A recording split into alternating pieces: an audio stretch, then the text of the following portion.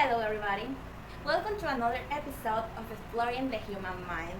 Today, we're going to start the discussion with this broader question.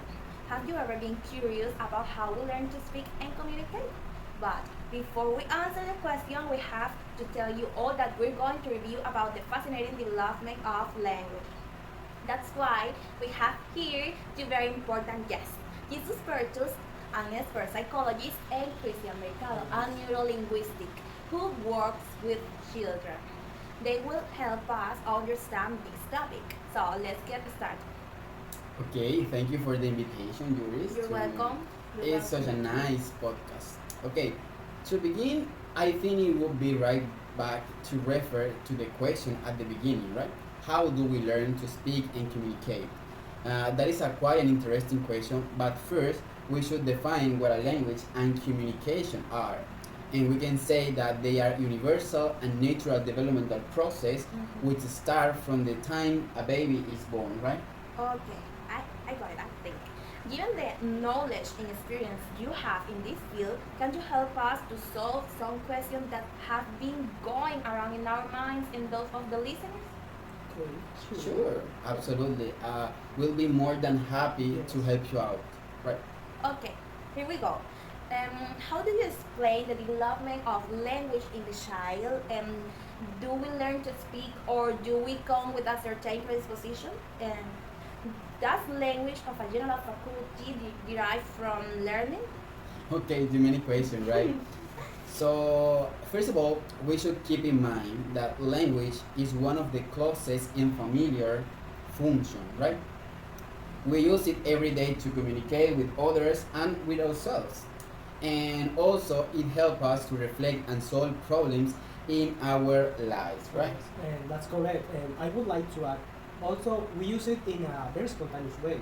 So we are not aware of the complexity of the process that we are carrying out while using it. And language being one of the essential characteristics of the human being and has been studied by several disciplines.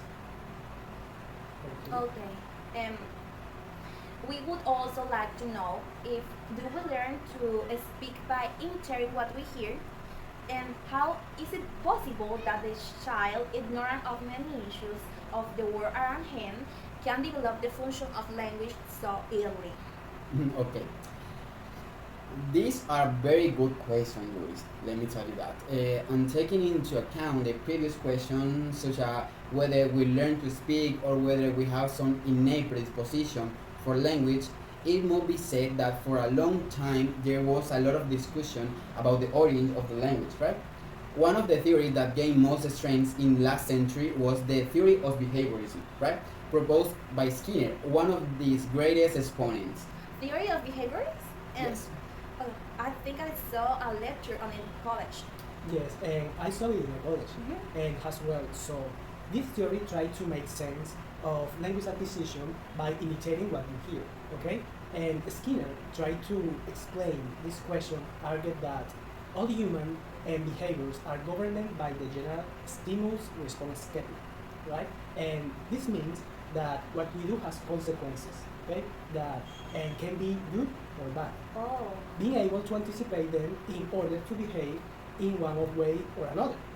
And regarding language, the behavioral theory states that is one or more behavior that functions in a similar way to other human behaviors, such working or cognitive capacity, and that exists thanks to a series of stimuli that contribute to appearance, maintenance, and development of verbal behavior. That's right, Christian. Even so, this theory is not well supported today. Language is a very complex aspect of the human being, and this behaviorism, failed to explain it sufficiently. And explanations are based on animal learning, and also behaviorism does not consider any kind of developmental stage. That's why I consider it's not accurate at all. That makes sense. So, how is it possible for children to develop language functions so early, even though they do not yet know much about the world around them? Okay, to answer that question, psychology usually approaches the study of psychological function from plurality of levels involving broad genetic approach. And could you be a bit more specific? Well, from a genetic level, psychological functions are analyzed taking into account their evolution, which is conscious of the process of humanization. But to understand psychological function productively a human, we have to consider how biological evolution is traversed by cultural historical development, generating new functions through the meditation and internalization of cultural instruments, right? That is. So, language development is the result of a complex interaction between biological evolution and cultural influence? Yes, and that's correct. Okay, Yuris?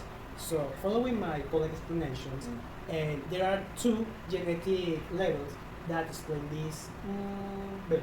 Okay, Okay. and the first we have the ontogenetic level, where the interweaving of biology and cultural history takes place. Okay, and we explain how psychological functions are constructed and how they develop, right? And for which we approach the study of the acquisition and mastery. Finally, at the second level, for saying that way, we have the microgenetic level. We realize how these functions are carried out and what are the process and the mechanisms involved in the implementation of a function while it's being carried out. Okay? So, we can say that language development is a complex process that Yes. involves multiple levels of analysis and is a fundamental part of what makes us human. Yes. Yes, definitely, I could say that. And let's remember that the study of languages development remains a constantly evolving field with many exciting questions to be answered, like all these questions, right? Yes. Oh, it seems we're running out of time. Yeah, I think so. I think everything has said here. Yes, of course, time flies, Yes. and it has been a pleasure to participate in this conversation and share ideas, such an important and exciting topic like this one. And thank you for inviting us to this podcast. And we hope we shed some light of the conundrum of language development in children, and how it relates to psychology. Okay? Okay, thank you for coming here and answering our questions. So, Thank see you next week for Thank a you. new episode. Bye. Bye bye.